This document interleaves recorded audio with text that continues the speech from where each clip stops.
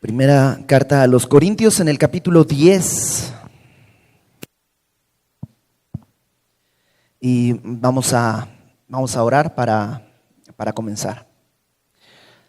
Señor, gracias por tu gran misericordia y por tu palabra y porque podemos en ella conocer tu voluntad y a través de ella tú puedes hacer con tu Espíritu Santo tu obra para que podamos ser transformados y glorificarte. En el nombre de Jesucristo, Señor.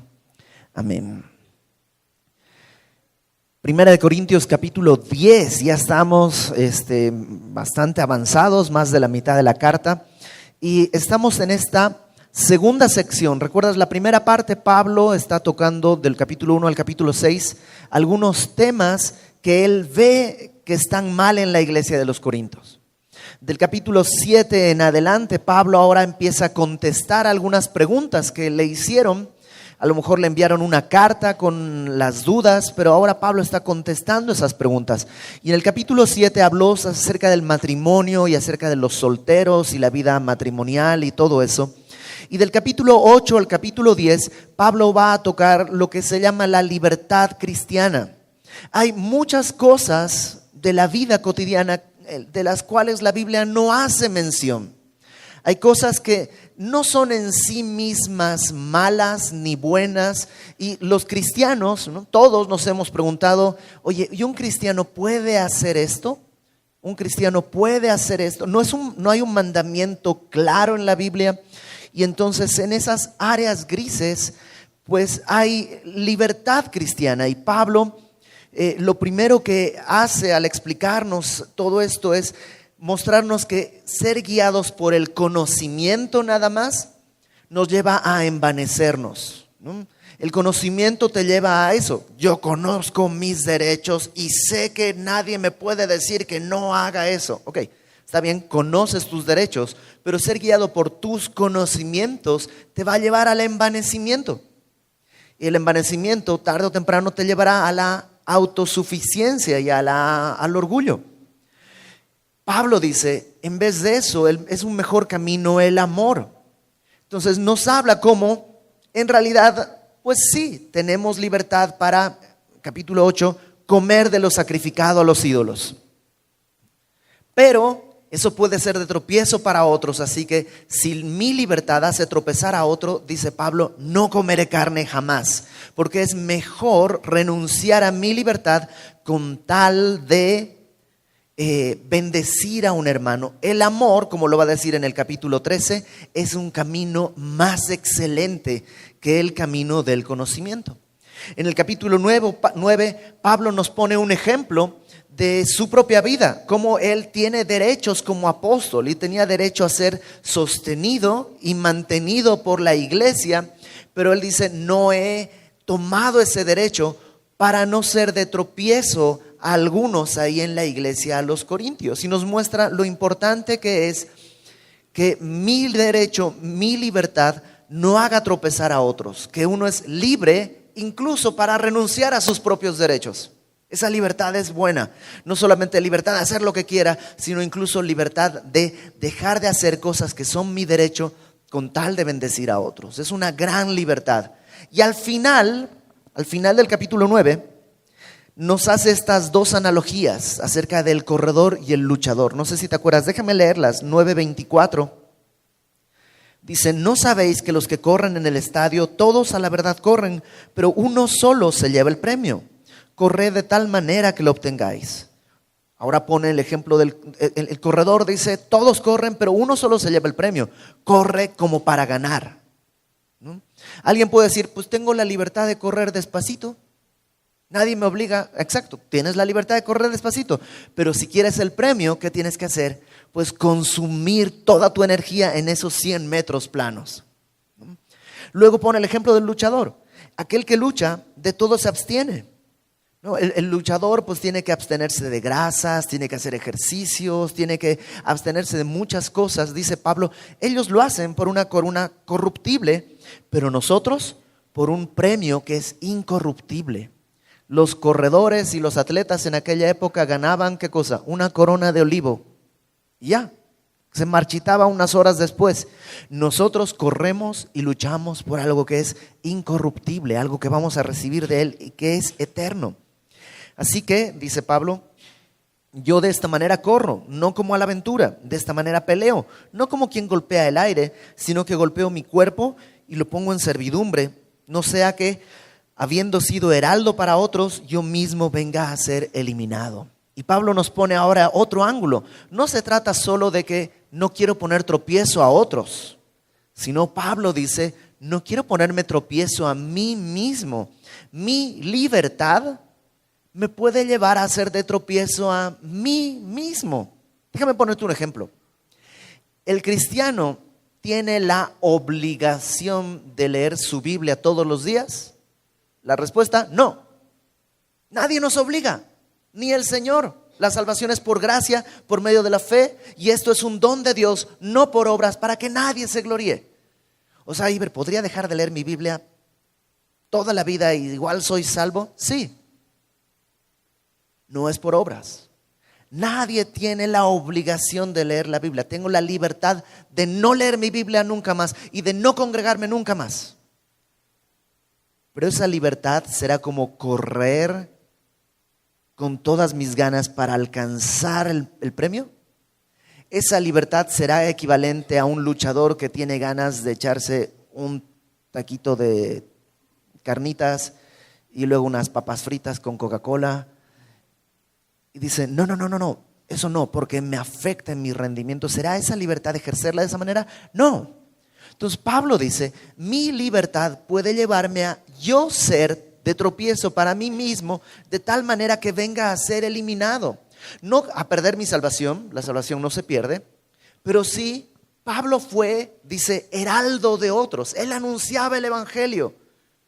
Pero si su libertad lo lleva a vivir para sí mismo, es como si Dios le dijera, ¿sabes qué? Siéntate en la banca, ahorita no puedes correr, ahorita no puedes jugar. Tengo otro para esa tarea, uno que sí está corriendo para alcanzar el premio. No estamos hablando de salvación, sino del privilegio de ser un hombre usado por el Señor. Entonces dice Pablo, hay un peligro en mi libertad que si no la ejerzo con responsabilidad, yo venga a ser eliminado de la tarea que Dios me dio. Entonces, ahí empieza el capítulo 10, porque el capítulo 10 comienza con una palabra, ¿por qué? Y cuando tú encuentras un por qué, te tienes que preguntar, pues, ¿por qué está este por qué? ¿De dónde viene este por qué? Y Pablo está respondiendo eso. ¿Por qué les dice que corran para alcanzar el premio? ¿Por qué les dice que se abstengan de todo para llegar hasta el final? Porque no quiero, hermanos, que ignoréis que nuestros padres todos estuvieron bajo la nube y todos pasaron el mar. Y Pablo va a traer una imagen que tenía aproximadamente 2000 años de historia. Hacía aproximadamente 2000 años Israel había salido de Egipto. Y Pablo está trayendo esa imagen a la mente de los corintios. Los israelitas, el pueblo judío, había salido de Israel y dice, estuvieron bajo la nube. ¿De qué nube habla? Pablo va a citar muchos pasajes del Antiguo Testamento, yo nada más te los voy a decir por si los quieres leer en casa.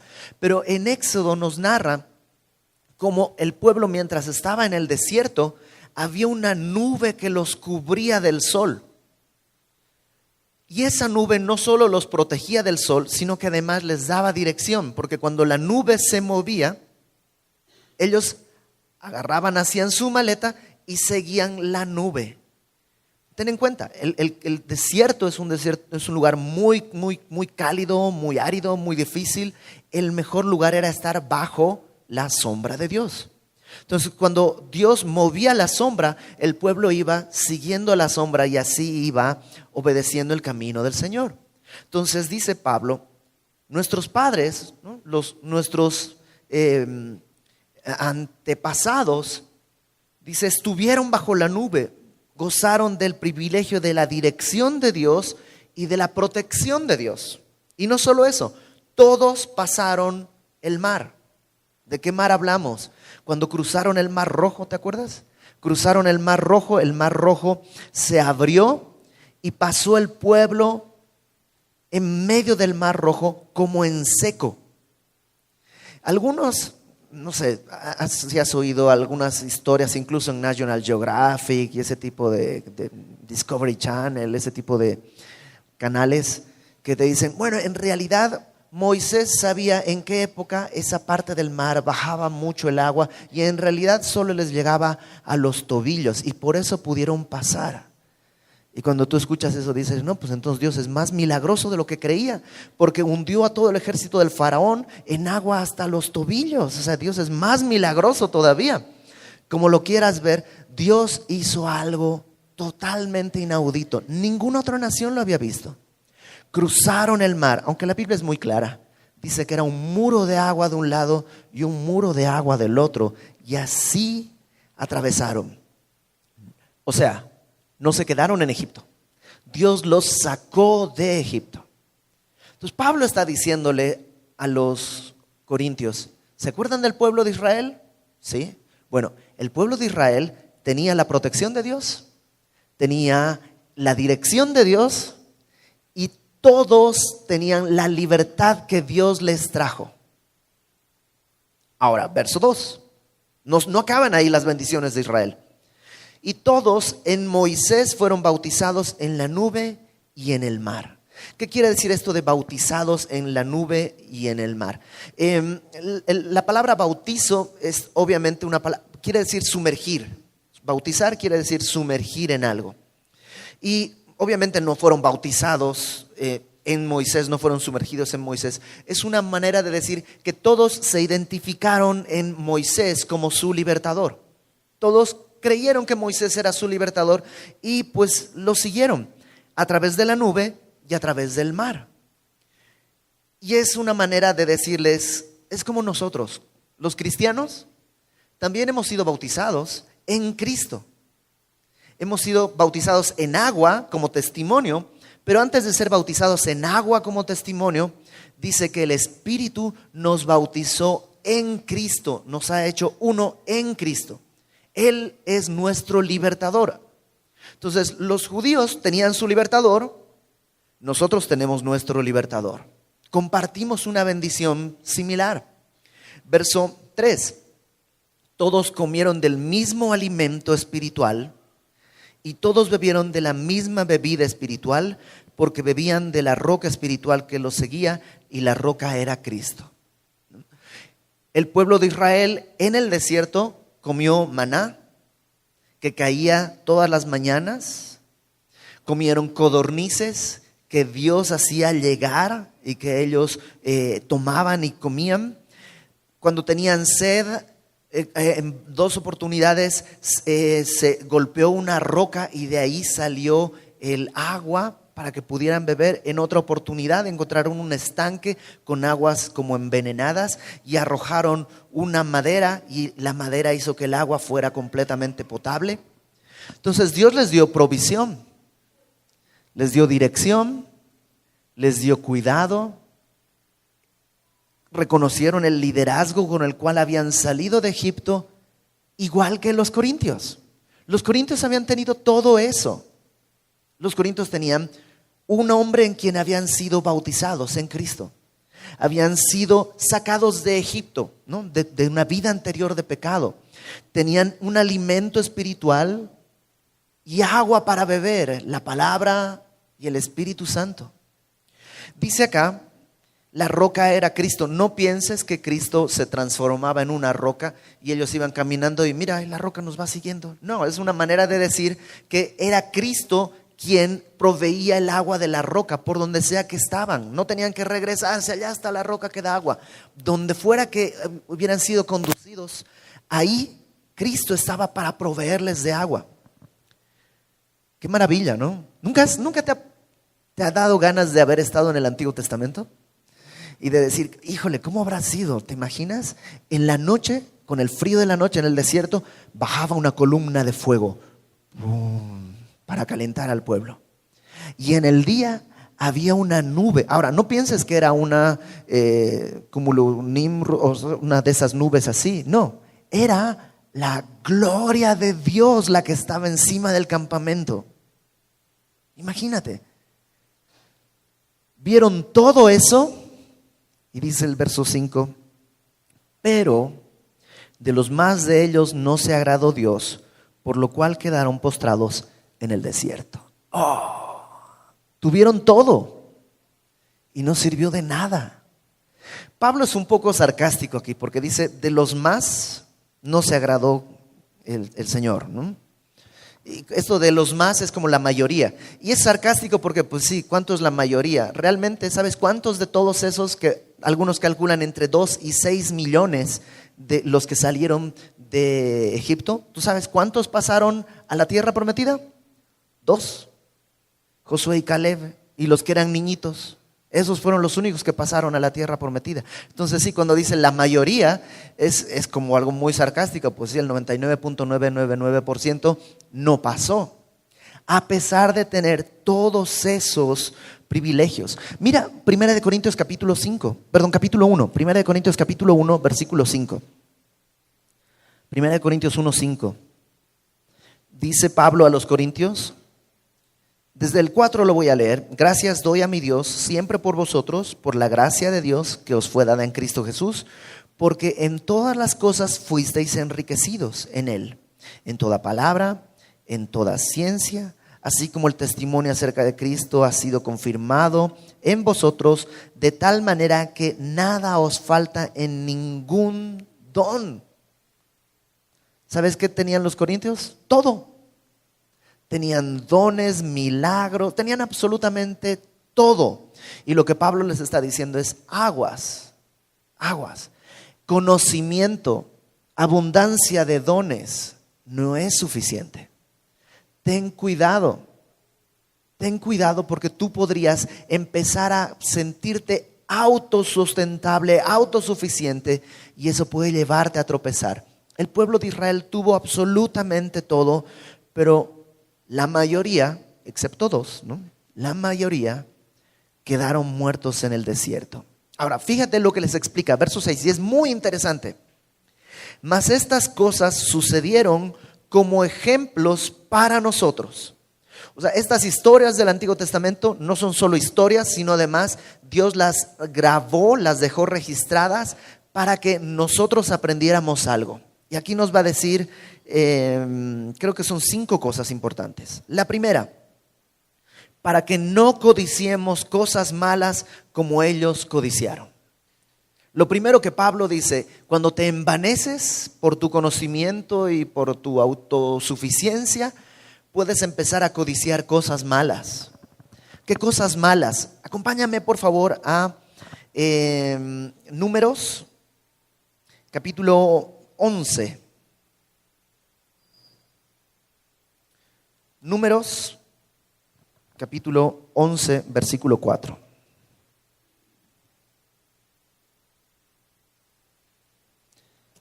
Está al principio de tu Biblia. Números 11, versículo 4.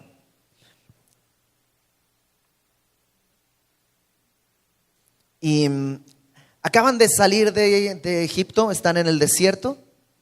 Y fíjate lo que sucede. Verso 4 del capítulo 11 de Números. La gente extranjera que se mezcló con ellos, con el pueblo de Israel, tuvo un vivo deseo, y los hijos de Israel también volvieron a llorar y dijeron, ¿quién nos diera a comer carne?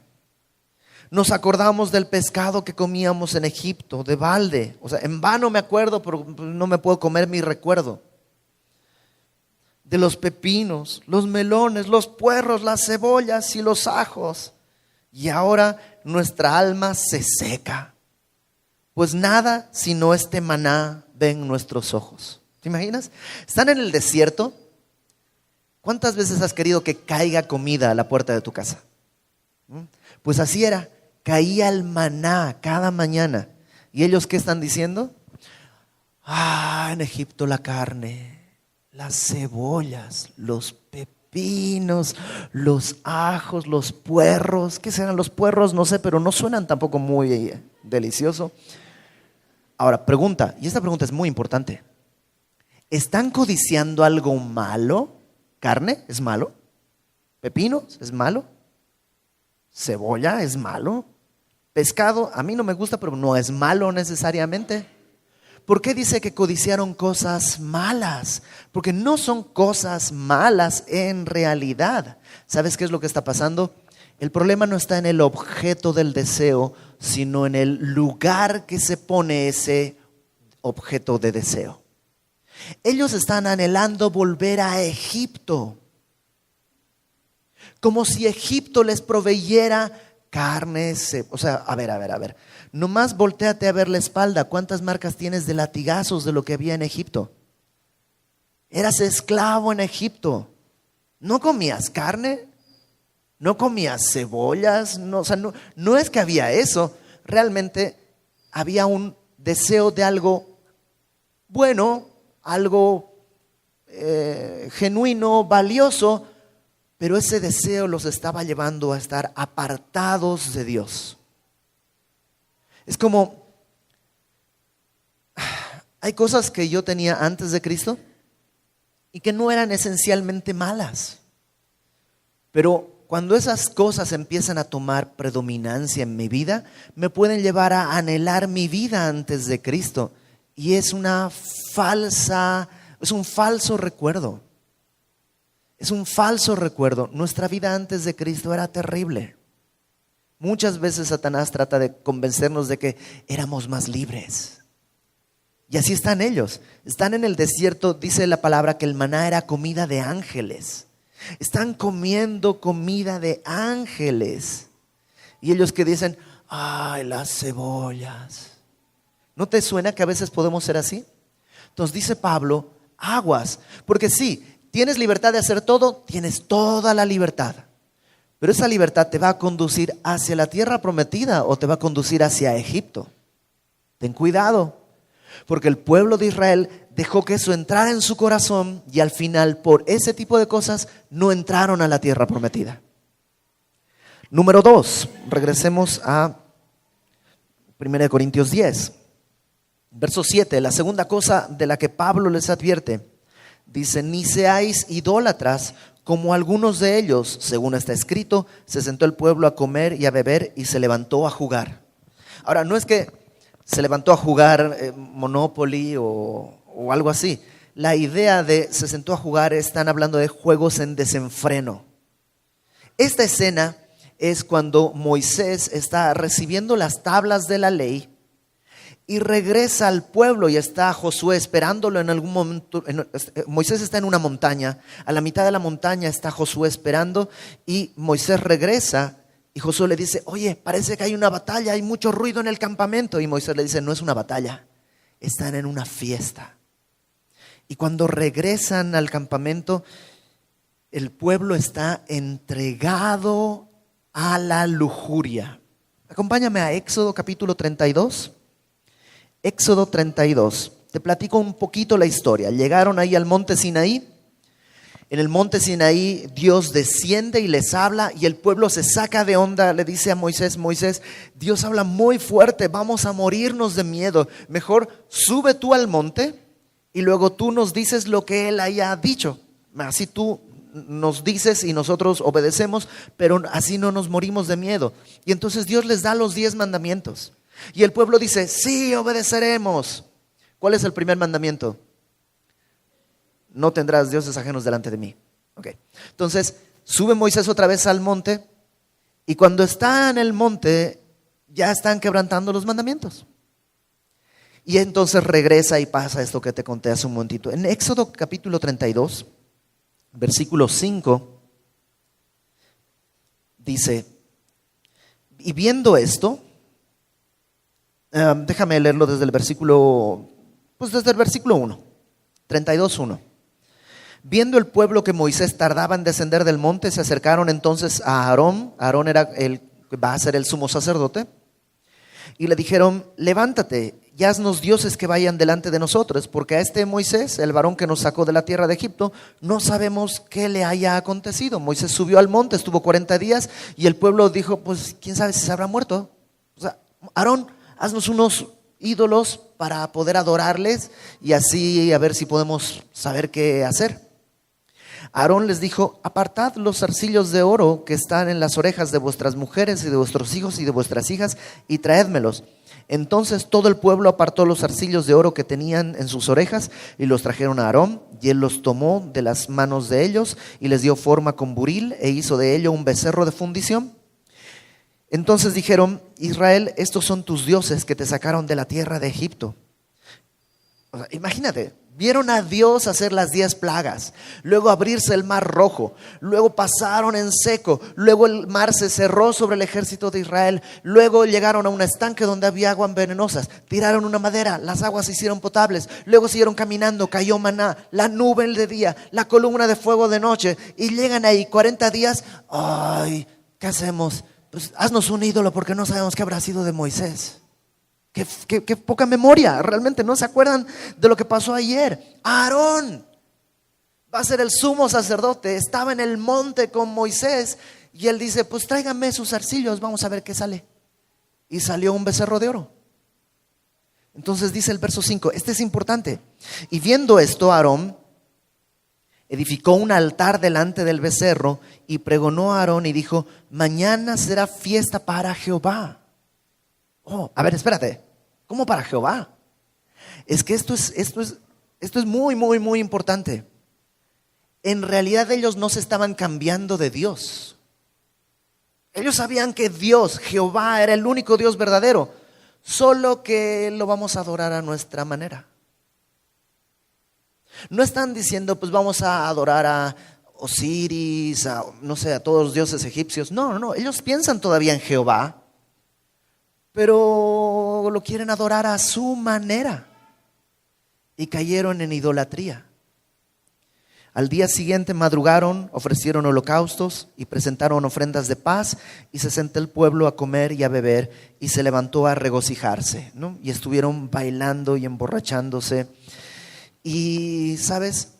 Lo que Pablo está diciendo es que a veces tú y yo no nos cambiamos de Dios, pero en nuestra libertad que tenemos, buscamos adorar a Dios a mi manera.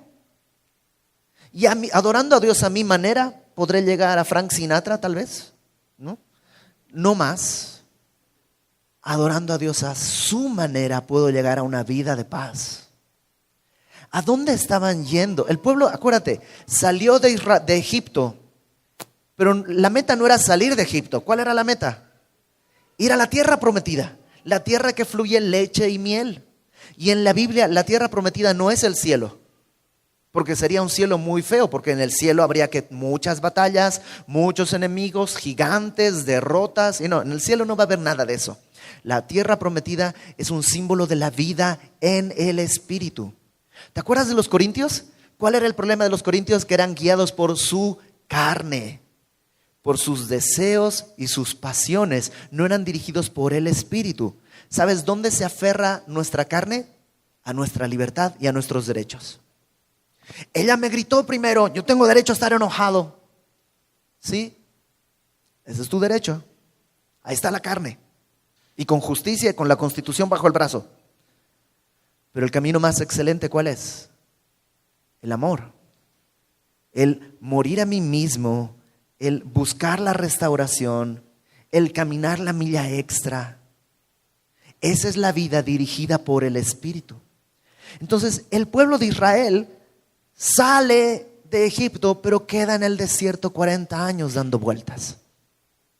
Y Dios está diciendo a través de Pablo: no queremos que ustedes, corintios, no queremos que ustedes, semillosos, atraviesen lo mismo una vez más. Entonces dice: sí, no estaban cambiándose de Dios, pero estaban haciendo las cosas según su derecho, según su libertad. Desconfiaron de Dios y por eso no pasaron a la tierra prometida. Tercera cosa de las que Pablo advierte, versículo 8. Ni forniquemos, 1 Corintios 10:8. Ni forniquemos como algunos de ellos fornicaron y cayeron en un día 23,000. ¿Qué pasó ahí? En Números 25 hay toda una historia, léela en tu casa porque es una historia mucho más larga. El rey Balac, un rey pagano, contrata al profeta Balaam para que maldiga al pueblo de Israel. Balac era moabita y tenía miedo de Israel. Entonces dice a Balaam, que era un profeta reconocido: oye Balaam, ven, maldícelos, porque cuando tú los maldigas van a quedar ya malditos y van a morir, y entonces pues te voy a pagar una lana. Y Balaam tiene una historia muy interesante, que léala en tu casa, y está en el libro de Números. Pero Balaam, cuando intenta maldecir al pueblo, no puede. Y cada que habla su boca, cada que abre la boca, salen bendiciones. Y varias veces desde distintos lugares trata de maldecir al pueblo y Balaam no puede. Y Balac pues le dice: oye, te estoy pagando para que los maldigas y 3 veces ya los has bendecido. Entonces Balaam termina diciéndole: no puedo, Dios no me deja maldecirlos, pero quiero la lana, o sea, me has ofrecido una buena lana. Ya sé qué podemos hacer. Mira, Balac, haz una especie de Miss Moabita, tráete a las mujeres más bonitas de todo tu pueblo y hazlas pasar delante del pueblo de Israel. Y vas a ver cómo ellos van a poner sus ojos en las chicas los van a seducir y los van a llevar a adorar a tus dioses, que eran dioses que se adoraban a través de la sexualidad. Y el pueblo de Israel cae en la trampa y empiezan a ir con las moabitas y a fornicar y a abandonar a Dios. Tanto así que Dios empieza a juzgar al pueblo y viene una gran mortandad sobre el pueblo. Y cuando están los ancianos ahí deliberando qué podemos hacer, cómo podemos librarnos de todo esto, hay uno de los israelitas que así están en medio de la deliberación y va y trae a una moabita y la lleva delante de todos, se la lleva a su tienda y ahí está teniendo relaciones con la moabita, adorando al dios de la moabita. Y entonces el hijo o el nieto del sumo sacerdote, no recuerdo, agarra una lanza finés, una lanza y va y los atraviesa con una misma lanza, y entonces ahí para la mortandad. Entonces Pablo dice, no, o sea, ¿tenían libertad de buscar una novia, esposa, amante moabita? Pues sí, la libertad la tenían, pero ¿y qué produjo eso? ¿Qué produjo eso? Entonces Pablo les dice a los corintios: tu libertad te puede llevar a la codicia, tu libertad te puede llevar a la idolatría, tu libertad te puede llevar a la inmoralidad. ¿Te das cuenta que sería más fácil decir: no hagas esto, no hagas esto, no hagas esto, no hagas esto? Pero eso es una religión y Dios no quiere crear gente religiosa.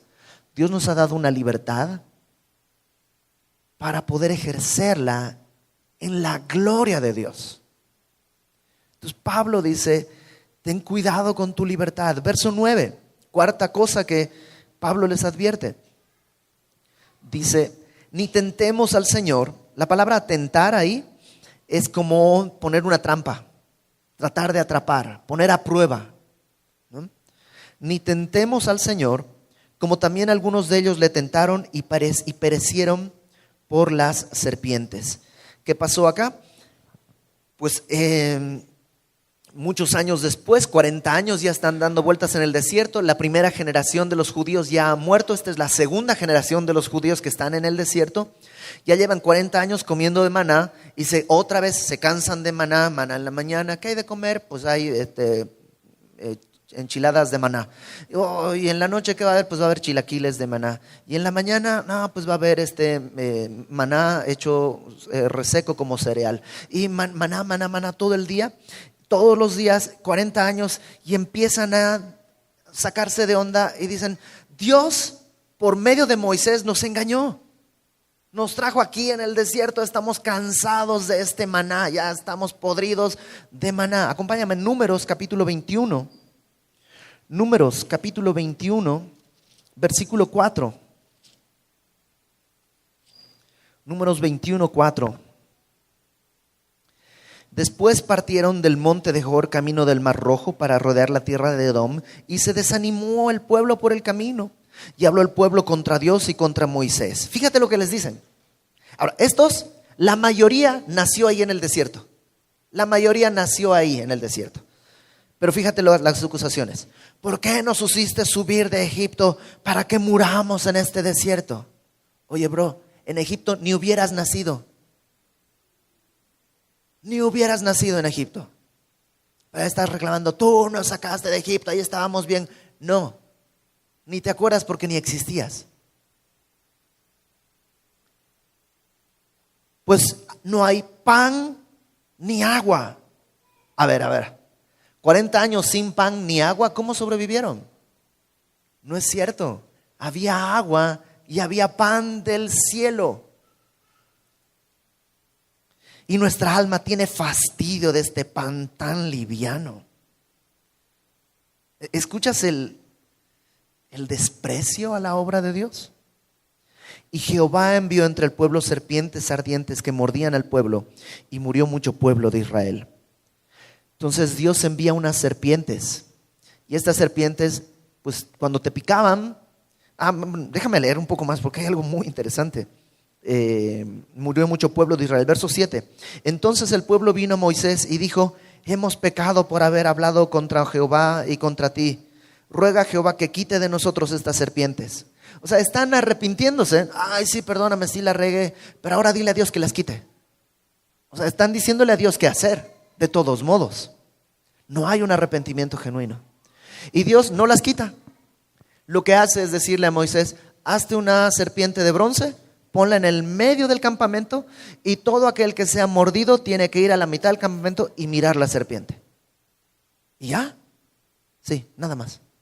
¿Pero eso qué implica? 1, las serpientes van a estar ahí. 2, si te pican tienes que reconocer que te picaron y que te estás muriendo. Y a lo mejor tienes que ir ahí arrastrándote con toda tu naturaleza. ¿Y qué tienes que tener? Fe. Porque que te digan: es que me picó una serpiente, ¿qué hago? Mira, tienes que ir al campamento, a la mitad, ahí en el centro vas a encontrar una serpiente y la miras. Ay, qué payasada. Mejor dame un antídoto, algo. No hay antídoto. Tienes que caminar hasta el centro del campamento y mirar la serpiente. ¿Qué es lo que te va a mover? Fe. Creer que lo que Dios dice va a hacer. Y esta escena está en el Antiguo Testamento así, y está muy rara, y solo se explica cuando Jesús le dice a Nicodemo en Juan 3: así como la serpiente fue levantada, el Hijo del Hombre será levantado. ¿Y qué necesitas? Necesitas entender que estás enfermo de este pecado, que es tu naturaleza, y que estás enfermo de muerte. Pero dame un antídoto. No hay. Dime qué hacer. No se puede. ¿Qué tengo que hacer? Mira la cruz. Cree que eres un pecador y que esa es la provisión de Dios para tu salvación. Solo tienes que creer, pero tienes que ir. Pero tienes que ir con fe. Entonces Pablo les dice: no tienten a Dios diciéndole: Señor, ¿qué estás haciendo? Porque esa ingratitud con la obra de Dios. Nomás nos das pan liviano. Nomás nos das agua milagrosa.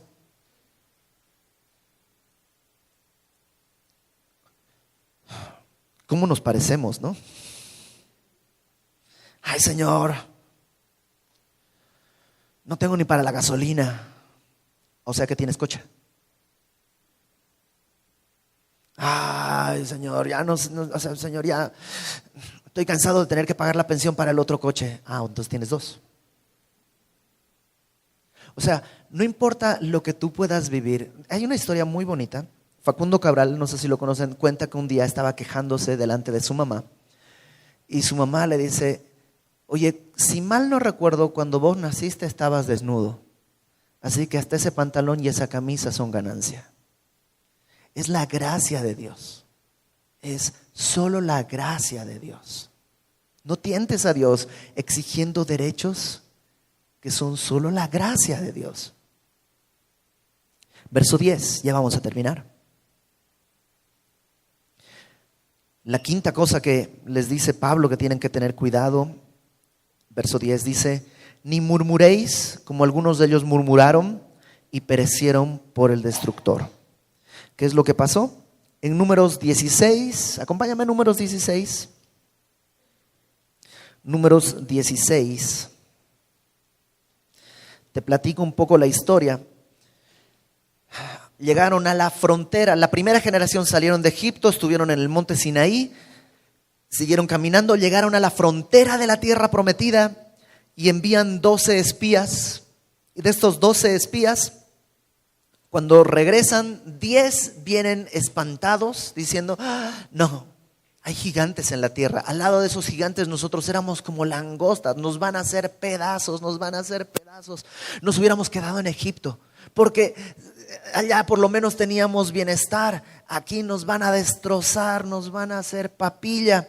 Solo 2 dijeron, no es cierto. O sea, sí es cierto, están los gigantes, sí es cierto, es difícil, sí es cierto, la tierra fluye leche y miel. Traían unas uvas así, que eran como del tamaño de un balón de fútbol.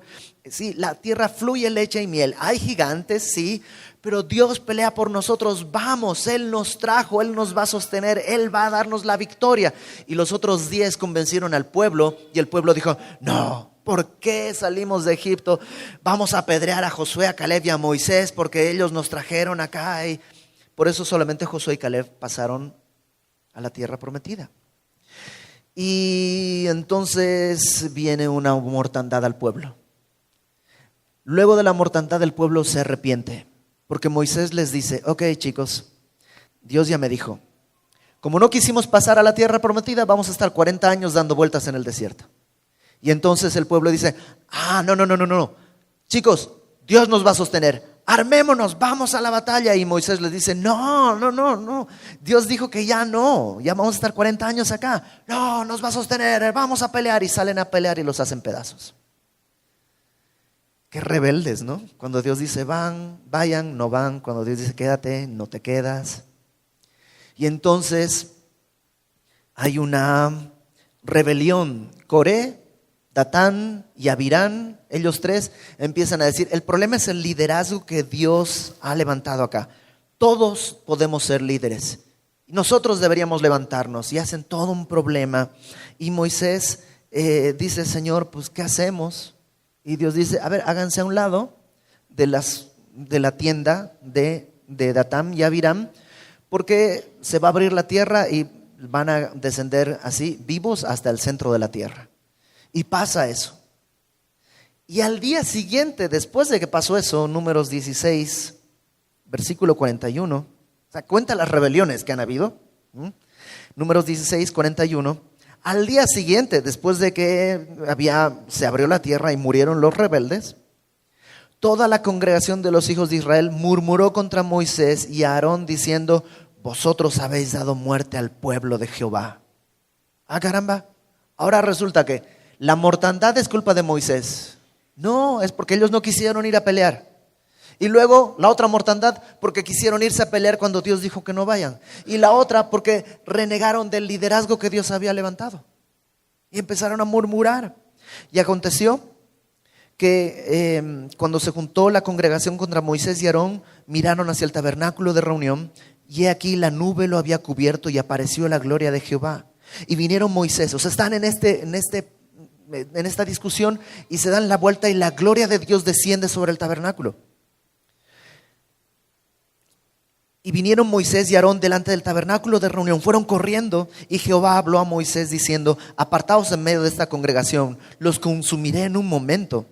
Y ellos, Moisés y Aarón, se postraron sobre sus rostros y dijo Moisés a Aarón, toma el incensario, pon fuego del altar y ponen sobre el incienso y ve pronto a la congregación y hay expiación por ellos, porque el furor ha salido de la presencia de Jehová, la mortandad ha comenzado. Y entonces Aarón tomó el incensario como Moisés dijo y corrió en medio de la congregación y aquí que la mortandad había comenzado en el pueblo y él puso incienso, hizo expiación por el pueblo. ¿Te imaginas a Aarón?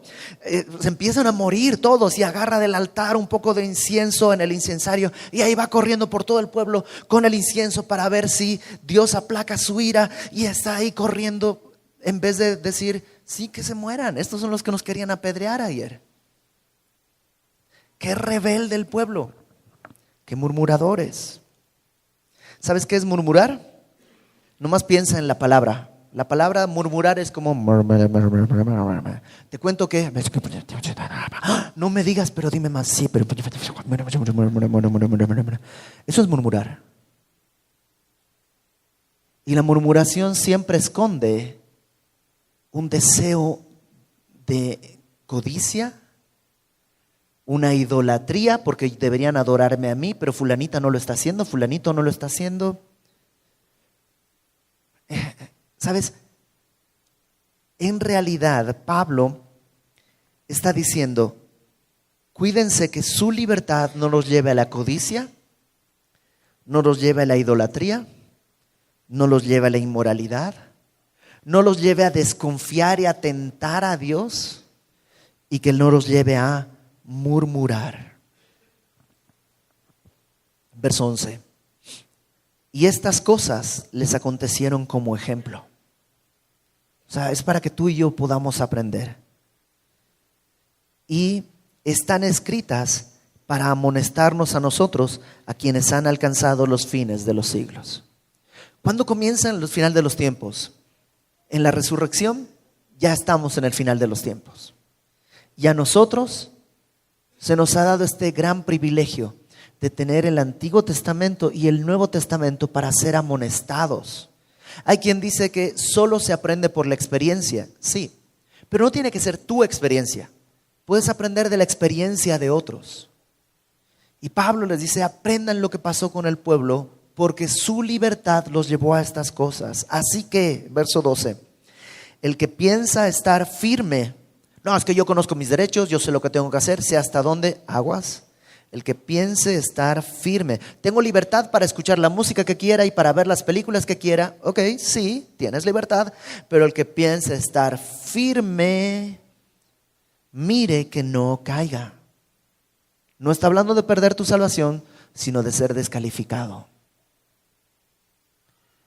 Y nos da un consuelo. No os ha sobrevenido ninguna tentación que no sea humana. A veces pensamos, híjole, pero vivir en el siglo XXI es muy difícil. Trata de vivir en el siglo X antes de Cristo. Es igual de difícil.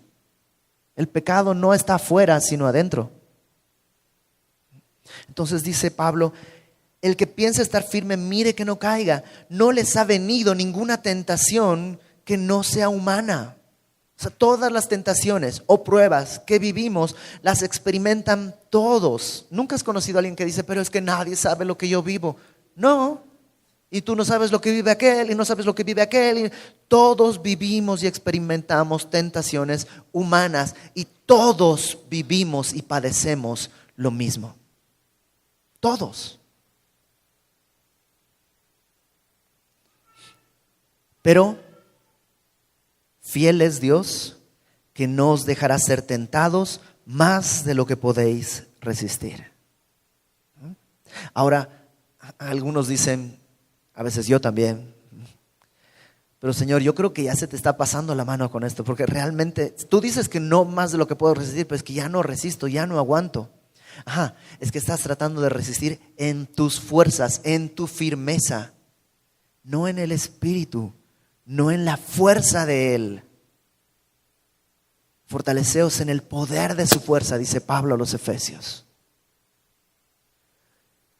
No os dejará ser tentados más de lo que podéis resistir, sino que dará también, juntamente con la tentación, la salida, para que podáis soportar. Entonces, a veces no se trata de aguantar, sino de correr. Sí, hay tentaciones que lo que tienes que hacer no es aguantarte, sino correr. Sí, tienes la libertad de hablar con tu secretaria, tienes toda la libertad de hablar con tu secretaria, pero eso te va a llevar a la codicia, te va a llevar a la inmundicia, a la inmoralidad. Es que es mucha tentación, no aguanto. Ok, entonces corre, cámbiate de trabajo, cámbiate de oficina, sé tajante, huye de la tentación. Huye de la tentación. Pablo dice que siempre está la salida. Pero es que no veo la salida. Ok. A veces entonces necesitas cerrar los ojos para poder ver la salida. Cierra tus ojos, encomienda tu camino al Señor, pídele su fuerza y Él ha prometido que Él va a estar ahí. Antes de ascender al cielo, Jesucristo dijo, he aquí, yo estoy con vosotros todos los días hasta el fin del mundo. Ni siquiera es una promesa. Una promesa sería yo estaré con ustedes. Pero Él ni siquiera lo está prometiendo. Él está diciendo una realidad. Yo estoy con vosotros, no estaré. Estoy con vosotros todos los días hasta el fin del mundo. Entonces guarda tu libertad. ¿Cuál es el límite? Yo no te lo puedo decir. El Espíritu Santo te lo tiene que decir. El Espíritu Santo te lo tiene que decir. Vamos a orar. Señor, tú sabes nuestra condición. ¿Y cuántos de nosotros hemos cedido a vivir en una libertad que en realidad nos ha esclavizado de pasiones, de pecados? Solo tú, Señor, conoces lo profundo de nuestro corazón y lo engañoso que es. Ayúdanos. Te rogamos que extiendas tu mano. No permitas que nuestra libertad nos conduzca a la inmoralidad, a la codicia, a la idolatría, incluso a la idolatría de nosotros mismos. Pensar que todos y también tú están para servirnos. Extiende tu mano, Señor. Ten misericordia de nosotros. Ten misericordia de nuestra necesidad. Como lo tuviste del pueblo allá, cuando estaban en el desierto, sin nada, pero tú no los abandonaste. Así, Señor, haznos ver que tu nube está y la columna de fuego y el alimento espiritual y la roca que es Cristo todavía el día de hoy nos sigue. Que sea para tu gloria nuestro caminar y para que otros puedan ver que en verdad en la tierra prometida, en la vida dirigida por tu Espíritu, en verdad fluye leche y miel y alcanza para compartir a todos los que están en el mundo. A ti sea toda la gloria y la honra, Padre, en el nombre de Jesús nuestro Salvador.